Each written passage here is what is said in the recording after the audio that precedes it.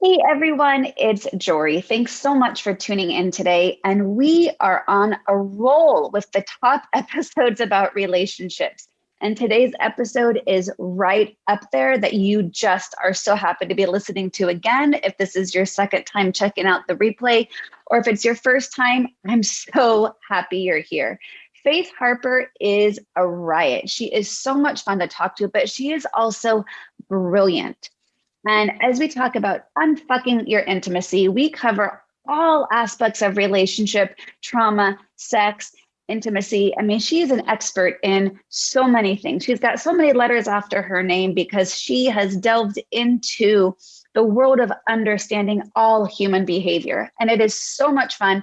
And by the way, she says fuck a lot. So if it's offensive to you, I apologize and enjoy it. She is a kick in the pants and such a great and insightful and helpful conversation. So enjoy today's episode. Don't forget, check out the link in the show notes for the Get Unstuck assessment so you can figure out the areas of your life in which you're feeling most stuck. And in just a month from today, on September 9th, we are launching the September cohort of the 8-week life course, The Journey Forward Method. And like I've said, I have just a few spots available left for the September retreat for women, which is taking place at Marival in Tucson, Arizona, where we are going to renew and recharge our spirit and have 4 days and 3 nights of indulgent self-care, which you ladies have absolutely deserved. So check out the link in the show notes and enjoy this conversation with Faith. Hi, and welcome to Journey Forward with Jory Rose, where you will gain insights, tools, and inspiration to get unstuck and live your best life. Jory is a licensed marriage and family therapist with a passion for helping people cultivate awareness and authenticity so they can show up fully in all aspects of their life. And now, here's Jory. Hi, and welcome back to Journey Forward with Jory Rose. I'm super excited today for my interview guest. It is Faith Harper. Faith, hello. Thank you so much for being on. Please tell our listeners who and what you are and all about your awesomeness. Oh, okay. Well, now I have to make myself sound really cool. Okay, I'll try my best. Like you mentioned, my name is Faith Harper. I am a licensed professional counselor, board advisor. I'm based in San Antonio, Texas. I have postdocs in sexology and clinical nutrition, and a lot of my work has on the gamut: sex, nutrition, therapy. You're covering all bases. I love that. Yeah, and you know, a lot of my history really, you know, comes from like, you know, trauma therapy and past childhood incidents and how we're, you know, getting over that and doing better in adult life. And really everything does tie back to that. It does sound like this very weird gamut of stuff that I do, but really all of it ties back into helping people kind of find emotional wellness. And a lot of times it's really hard to say, hey, you know what, you should try these breathing techniques to manage anxiety when your body is full of inflammation, and there's something we could probably do about that. Or, you know, we need maybe more practical skills because it's affecting your sex life in some way, and there's more information about that. So I sound like really, really nerdy, and I kind of am, but a lot of it ties I think back that's awesome. into, you know, sort of breaking cycles and finding ways to live our best lives by, you know, kind of attacking the problem from as many angles as we can. I love that. And it's so in alignment of the work that I'm trying to do. I don't have any postdocs or, you know, not as many degrees, but I think that concept of coming at it from multiple angles and to try to understand what's the process here? Where's this coming from? Where can I be most curious about what's showing up today? One of the things that I was so excited to talk with you about today is, as I am in my relationship that I have been for now over 3.5 years, and being in my 40s, I bring a whole new level of consciousness and awareness into the relationship process. And I find the entire thing fascinating. I mean, I actually was with my ex-husband since I was 13 years old. So even as a young kid, as I was at that time, relationships always fascinated me. And there are so many layers that can contribute and not contribute to a relationship being successful. And one of your books that I have read is Unfuck Your Intimacy, which I love the title. And tell us more about what gave you the idea to really unpack and uncover what is in the way of being more intimate in our relationships. Yeah, the book came about. I did a TED Talk several years ago called Sex, Shame, and Silence, a TEDx San Antonio talk, which was a very cool experience. And people were like, "Oh my God, you should write a book." And I'm like, "Oh my God, I'd love to write a book." And I didn't know what that meant. Yeah. But when I thought about it, I realized that there wasn't, the books on the market out there were either like very sort of cis, hetero, Judeo-Christian kind of normative that a lot of people felt left out of. Could you explain to our listeners what cis is, if they don't know? Yes, cis, cisgender, meaning that your assignment at birth, when we come out, the doctor goes, "Oh, it's a vulva, it's the girl," or "Oh, it's a penis, it's a boy," and making those sort of presumptions. And a lot of the books also make the presumption that it is one male and one female relationship, and there's lots of other ways of being in the world. And that was kind of frustrating. I saw over and over and over, working in community mental health, people seeing themselves not represented in the literature. Like, we're trying to do the 5 love languages, which is the most amazing tool. I love it. I'm not disparaging at all. I wish I had come up with it. Yeah, but, me too. But when you're taking the quiz, and I remember having to sort of hack them and make them more, using more gender neutral language and stuff, so people didn't have that microaggression of feeling left out. And so that was frustrating for me. And then there was, the other extreme where it was hanging from the inverted cross and needle play, which is also awesome. But is, very, very specific type books. And there wasn't a lot of middle ground where the rest of us are. And I wanted something that really sort of encompassed all the ways that human beings are in the world, and taking a lot of the shame and stigma out of how we have relationships and how we express ourselves sexually, and just have a lot of information about all these so much of what I do is psychoeducation, and you probably run into the same thing where I'm like, "No, that's super normal," when people are like, "What?" Wait, and so I am normal? Yeah. I am normal. I'm like, "You're the third person today, it's all good." I'm saying things like, no, there is no Dsm diagnosis for sex addiction. You may have a problematic relationship with how you're engaging in sexual activity, but it doesn't exist the way we think of addiction. And so let's go back and reframe that.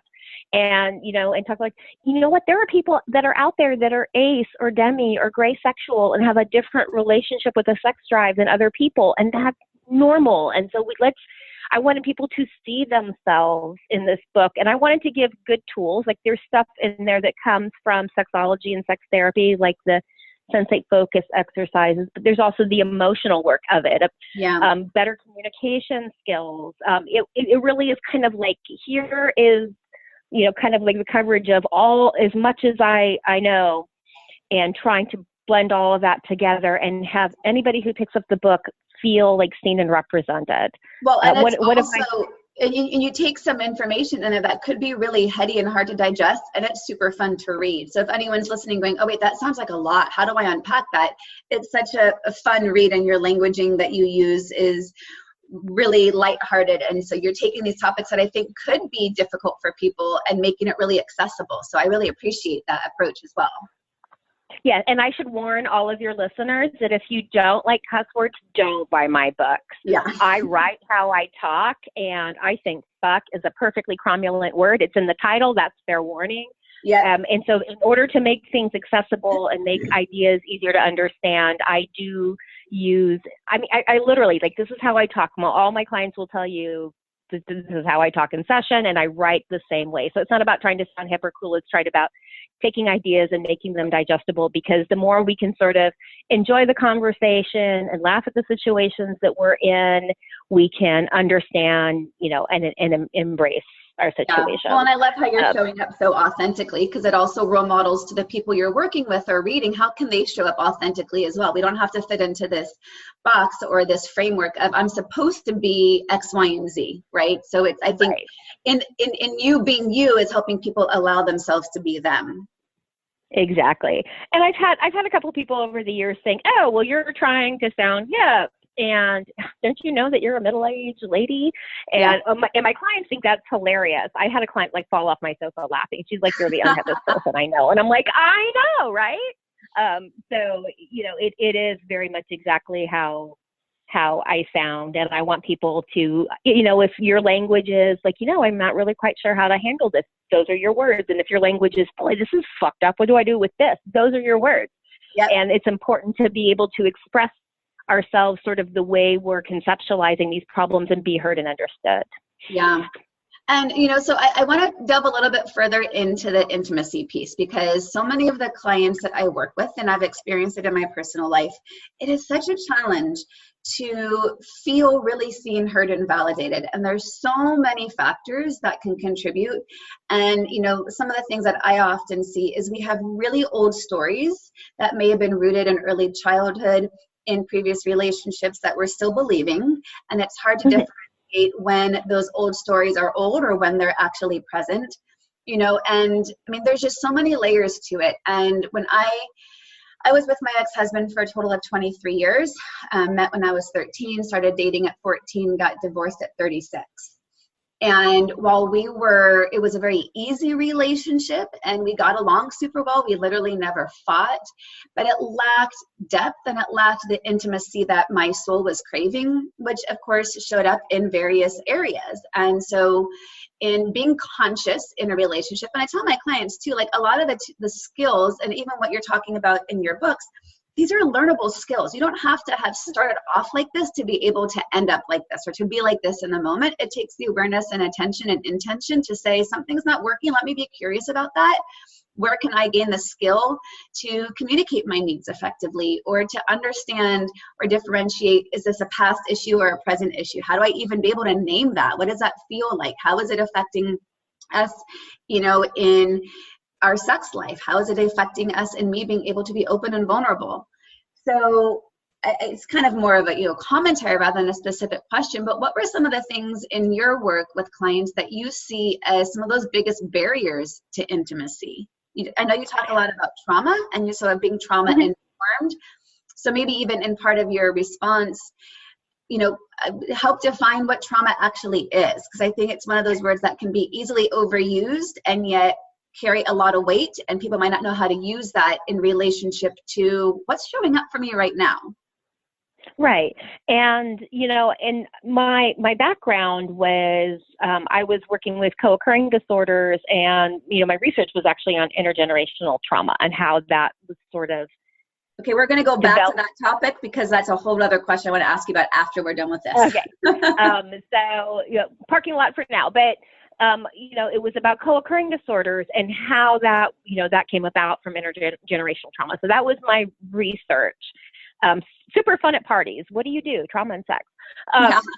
So, and when I noticed it was everyone's either going to love you or hate you at parties, right? Either I'm staying away from actively avoid me, or they have so many questions. Yeah. And when I was running trauma-informed care groups, and I kept seeing that it was coming up in people's sex lives. And I remember having this conversation when I had this holy shit moment. This is something I need to go back and study, because it was not something that was in my graduate school programs.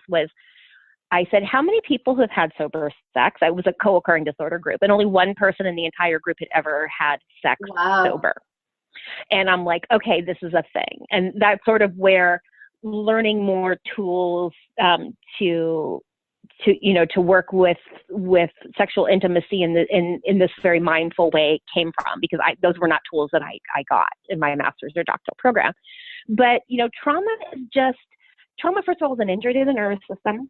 It's anything that overwhelms our ability to cope. It's something that we hold in our bodies. It's very much a somatic experience as much as it is a mental and emotional one. And my first book, Unfuck Your Brain, is really about how trauma wires and like why we have like, if, for those of you who have been diagnosed with PTSD or been told that you don't qualify for a diagnosis, we have these very specific rules about what qualifies as a traumatic event and what qualifies for a diagnosis. And I think that we hurt people in that process, and we diminish people's experiences. I've had people who have had what I would absolutely call a traumatic event. And if you heard their story, you would agree, but they would not that would not qualify. It would not qualify them for that diagnosis. It would not qualify them in most systems for trauma-informed care. And so everybody's experience is valid. And so it doesn't have to be like this big horrific thing to have wired you to be fearful and overprotective, and for you to go into that fight, flight, freeze mentality in certain situations, and to like understand where that's coming from. It really is the body's protective mechanism. It's not a sign of weakness.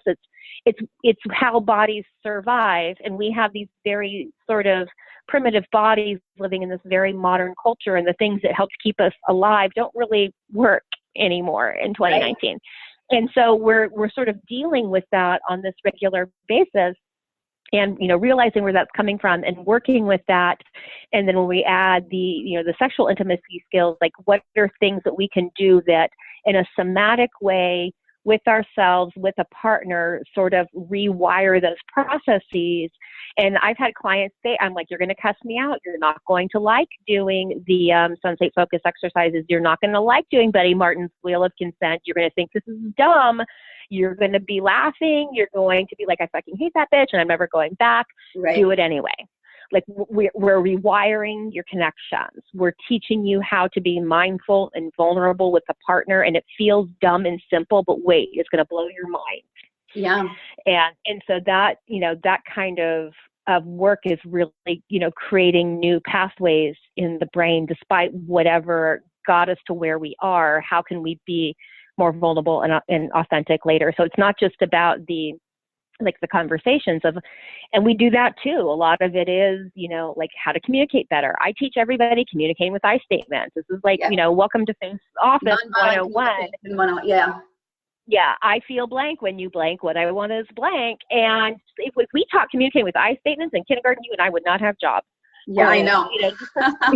Some of those basic things. I talk about, that book talks about with the 4 levels of communication and where we get stuck. And so we can be mindful of those processes and like, and I talk in the book, like I get stuck between 2 and 3. My husband gets stuck between 3 and 4. And these are things that we have to watch in ourselves. Yeah. And then how does that go into that in that physical sense of then how do we express ourselves in a sexually intimate way, when we're using the communication skills, and then what other tools do we put into it and also deshaming, destigmatizing just all the different ways human beings are sexually. Like there's no one way to like be a sexual human being. Like there's no standard for that. People are people-y. We're weird. We like what we like. And there's evolutionary reasons for why people are into what they're into, which is like a whole other conversation. Yeah. But so much of it is like, yeah, that's normal.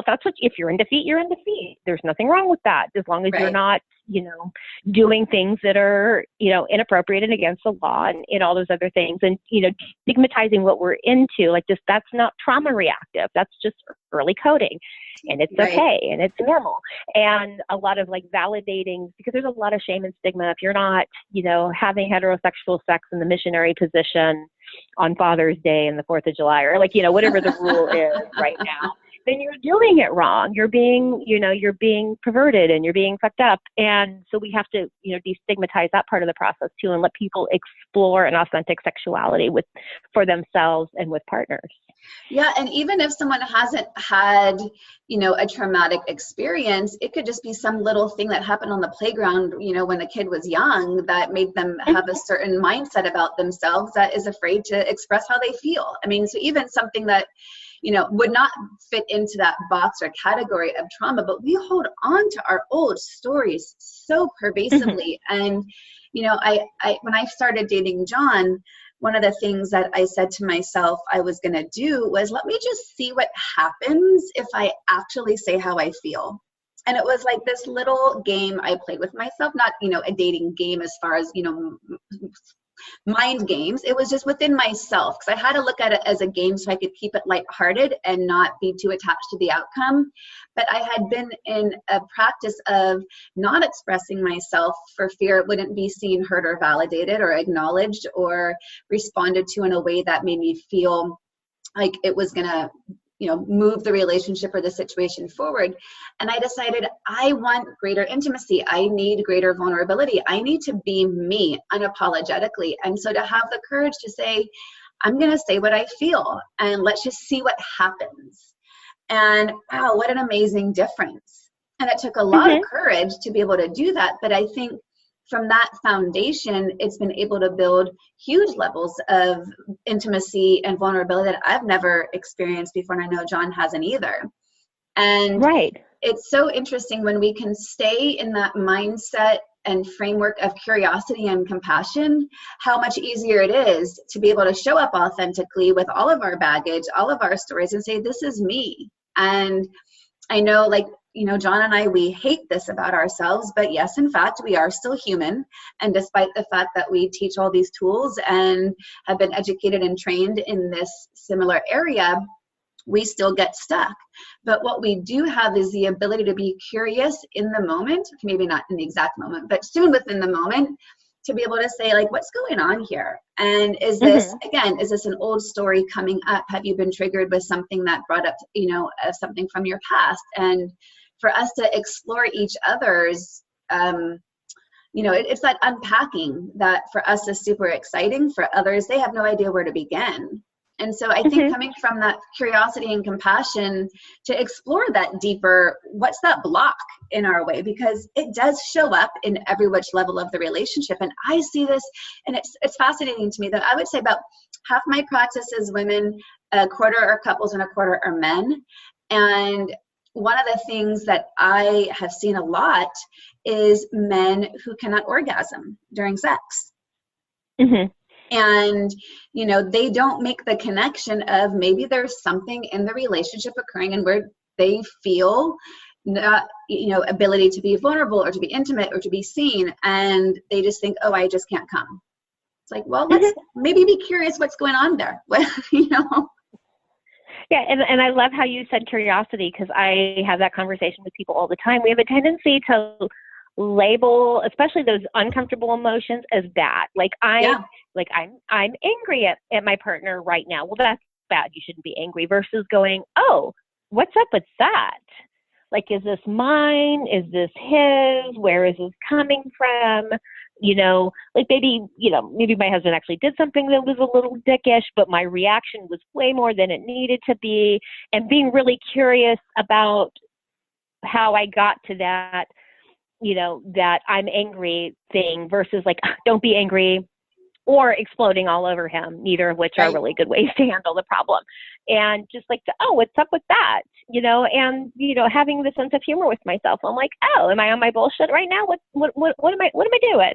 And, and that's the mindfulness practice. And I tell people all the time, try it, go learn it in a formal way. Nobody's going to shave your head and make you wear saffron robes. You can have, you can have a very devout religious practice that a mindfulness training is not going to threaten. Right. And absolutely. If you don't have a religious practice, mindfulness training is not going to become that for you. Nobody is going to say, and now you're Buddhist. It is very much just about learning your own process. I call it, in one of my books, I call it cockroach hunting. When you sit down and start paying attention to stuff, it's very shocking. If you ever turn, and I live in South Texas, so we have water bags. If you turn on the light and you see a roach, that there's 50 more behind the wall or 5,000 more behind the wall. And so when you start being mindful and you start going, I'm saying fucked up things to myself, you realize you're doing that all day long. Yeah. You're saying really negative, horrible things all day long, and we can't eradicate the cockroaches until we see them. It's flipping the light into our own experience so we can find the roaches. Yeah, it's got to start with that awareness coming from a really self-compassionate place, right? Because I think that's one of the roadblocks to some of that intimacy is we don't have the self-compassion to be able to own our shit when it comes up. We want to keep externalizing it and blaming it. And it's really hard to own it when it's uncomfortable. Or even to be able to say, you know what, I did screw up here and I did overreact. And that's not easy for us to do because it can be really shame-inducing. And I think that's so important for people to recognize, again, you are human. This is natural. Congratulations. Still human, not perfect yet. Who'd have thought? And then there's the other end of it too, and the people who think they really have to beat themselves up into submission, which also doesn't work. Compassion is that middle ground of, taking responsibility, but also recognizing your humanity in the process. I have a client, I remember the first time he called me to set up an appointment, he said, I need therapy, I'm a piece of shit. And I'm like, probably not. Probably not a piece of shit. I'm pretty sure that generally speaking, people are not pieces. He's like, no, but I totally am. And it became a running joke that I believe you're not, and I'm going to hold that space for both of us until you believe me. And he's like, yeah, whatever, I'm a piece of shit. And I had him say those exact same words to my client, Faith. I told you that we have very small languaging. I say those exact words. You're not going to believe it right now, but I'm going to hold the space for you that it's possible. So yeah. And then they kind of look at you. Yes. And they kind of look at you like, hear that, right? Yeah. Yes. Like I got this for the both of us until you're with me. And I had him read, Kristen Neff's book on self-compassion. He's like, okay, read the book, doing the self-compassion thing, still a piece of shit. I'm like, you're not doing the self-compassion thing, if that's still your label. And, we worked in, he wasn't in therapy too long. I worked with him for a few months. And then I remember when he had maybe I'm not a piece of shit. Maybe I just kind of fucked that up because I wasn't paying attention and I was just, doing the shit that I'd seen in my life, and I can make different choices now. And I'm like, oh my God, you're ready to graduate. You recognize that you're not a piece of shit.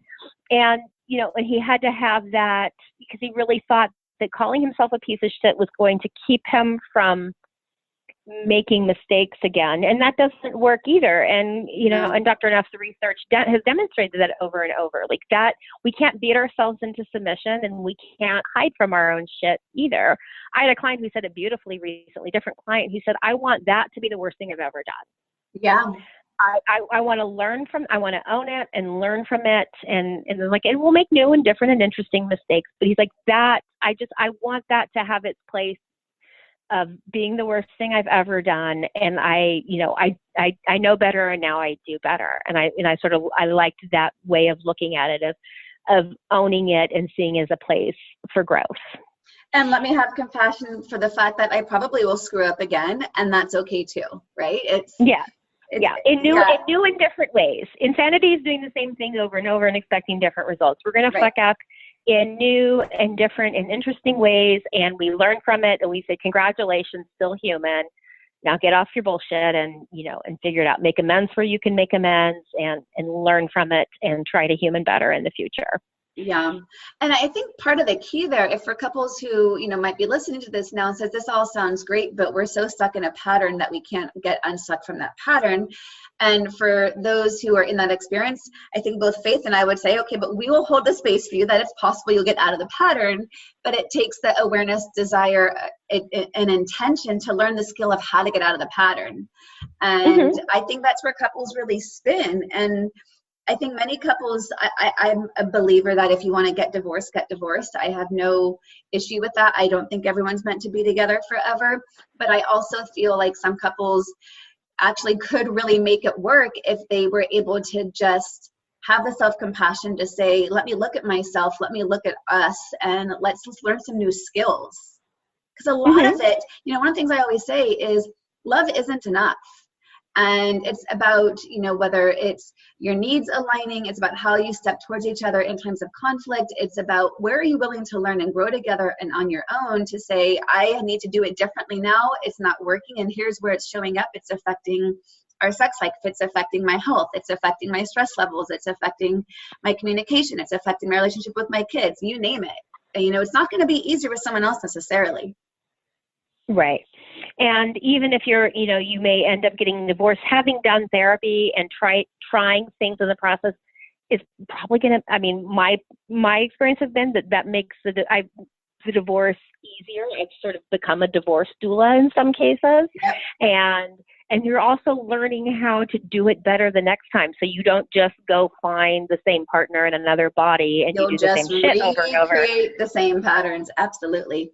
You can have a better experience of the divorce if that's where it ends up, of going, hey, we really tried and we're like, this isn't going to work. And we can, love the shit out of each other and not be able to do this with each other. Yeah. And that's okay too.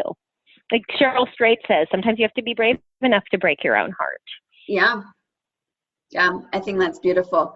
I feel like I could talk to you about this for hours, but I have a couple other things that I want to talk about because one of the things you mentioned earlier was the transgenerational trauma. So speak to that for a moment, and in what you've done either in your research and your experience, how to help people break those patterns that keep showing up throughout generation. And I mean, this is something that just in my personal life, I'm so fascinated by. And I'm determined to break some of those transgenerational traumas that have been handed to me on a silver platter. And just to give you context, because I'm making this part of my story, and I've talked about my story on the podcast before, but aside from being Jewish, which comes with its own transgenerational trauma for centuries, but my mom's parents were killed in a car accident when my mom was 16. The accident was 55 years ago. She was the only survivor of the accident. And, you know, it's interesting you were saying in the beginning about PTSD. She only really realized, honestly, a couple months ago that she has PTSD from the accident. Like, she's the first time she's given herself permission to even use those words. Not even permission, maybe just even awareness. But with, you know, some major family trauma, I feel like there's been patterns that got inherently passed on to me, rightfully so. I understand it, so I never got angry at it because I always understood where the fear and anxiety came from. But when there has been something specific as a family trauma in the past, how do you go about breaking those transgenerational patterns to not prevent those traumas from reoccurring in future generations? Yeah, and I think, I mean, the big thing for people to know is this is a literal thing. This isn't us being woo-woo and trying to align our chakras here.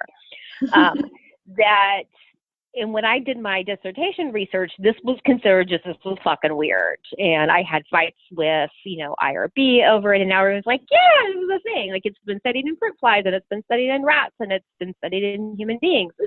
The traumas that are experienced by our ancestors turned on certain epigenomes to prepare us to protect ourselves later. And those epigenomes, those turned on epigenomes, then are passed down. And they've been able to show this, like, very specifically in rats, where, like, you know, shocking them and, you know, giving them a certain smell, and then, like, the children of the rats may never be shocked, but they're going to freak out at the smell. That it's a protective mechanism. It's something that most species have in order to survive. It's a survival instinct. And, you know, you mentioned being Jewish. My husband is Jewish, and his grandmother was a survivor of Auschwitz. Wow. And that's in a population where you could see directly the trauma and seeing how that's actually changed epigenetic structure. And my father is Choctaw, so it's something that we've also seen in populations that are indigenous to the Americas, and the enormous amount of traumas that colonization has created. So those are actually, like, the two big populations where you can see, like, this very direct lineage of how trauma has impacted, you know, further generations. That we're having this survival reactive response to things that our ancestors have gone through. And, you know, it's not even just from mother and father to child. We can see it back into grandparents and stuff, and it gets passed down and passed down. But if we know that it's an epigenome that's turning on, that means that we can turn it back off. And so that's where the research is now, which is really cool, because the brain has enormous capacity for new growth, you know, throughout our lives. And so by being aware of going, oh, that's what I'm doing, we can start creating new paths. And I love Pema Chodron, the Buddhist monk, talks about this. You know, we have this path that we've gone down. We have these epigenomes sort of light up and we respond to, and we're having this depression and anxiety response that actually belonged to an ancestor that we're now wired to have, of recognizing that and going, oh, that's what I'm doing. And she said the old paths never kind of go away, but they start to weed over. Yeah. You know, as we start going down the new path, and intentionally it's going to feel awkward and weird, and we're kind of having to clear brush and create this new path, and we start creating, like, literally these new structures in our brain. It becomes easier and easier to go down that path, because it's harder to go down the old path gets weeded over. It becomes harder to go down. We recognize it when we're doing it. We're like, oh, I'm on my bullshit. We get off, we go back, and it's about practicing and creating these new ways of being. And that seems to be one of the biggest ways of turning off those structures and not passing that down to future generations. And my thing is like, this is where it stops. Mm-hmm. We don't have to do this anymore. I can do the work for myself, and also so I'm passing down this work. And so rather than being resenting of like, what the fuck? And I grew up with all these, these really insecure attachments and all the, these fucked up ways of being, of going, okay, yeah, that happened. This is where it stops. It stops here.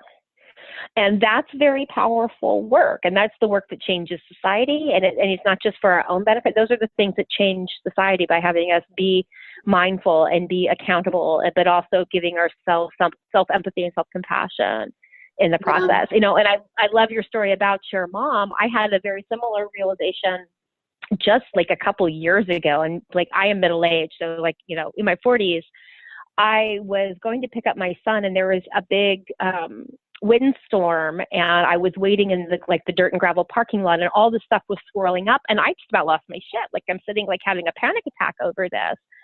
And I had the aha moment that as a baby, like 9-10 months old, my mom had been caught in a tornado in Amarillo, Texas, and had to get out of her car and get under an underpass with me. I don't have any recollection of this. I was a baby, but my brain knows, and was hearing that noise and encoding that response, and these genomes lit up and turned on in me to be afraid of these noises and these sounds of something that I have no conscious recollection of.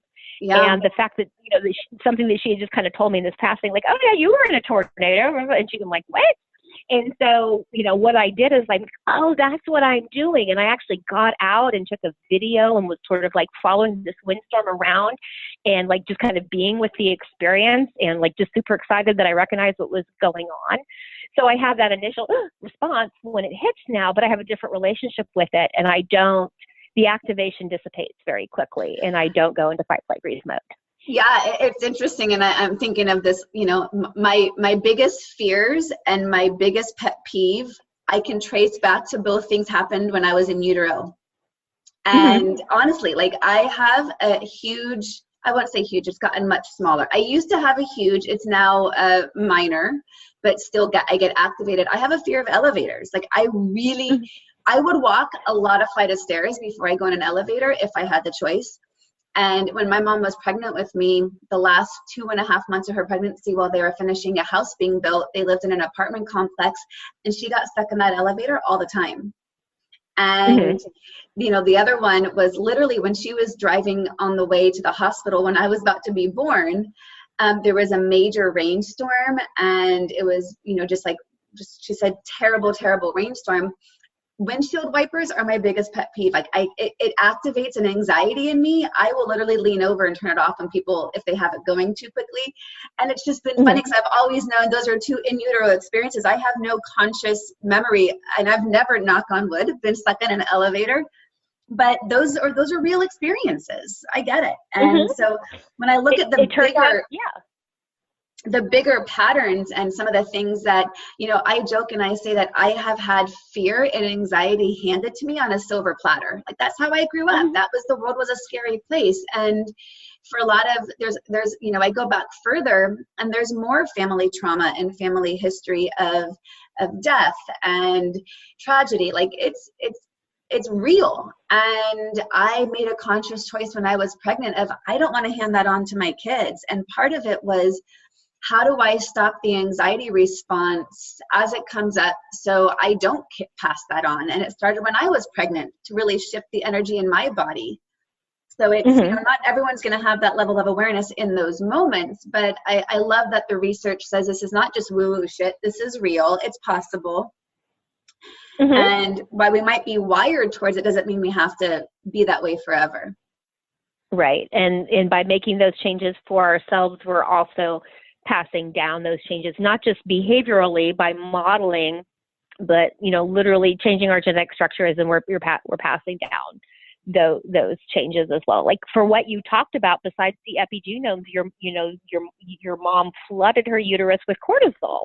And so you had that experience. Like the windshield wipers for you is probably the audio more than the visual of it, because we do still hear things in the womb. Like all of those things are very, very real. And so a lot of times we feel really embarrassed or ashamed or dumb about our responses, but it's our brains trying to keep us alive, saying this is scary and not okay.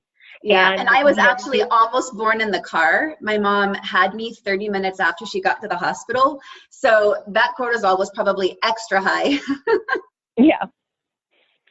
Yeah, and so like when you're aware of it, you're like, oh, there it is. That's my thing. I know what to do with this. I know what, skills work for me. I know how to be mindful in the moment. I know how to ground myself.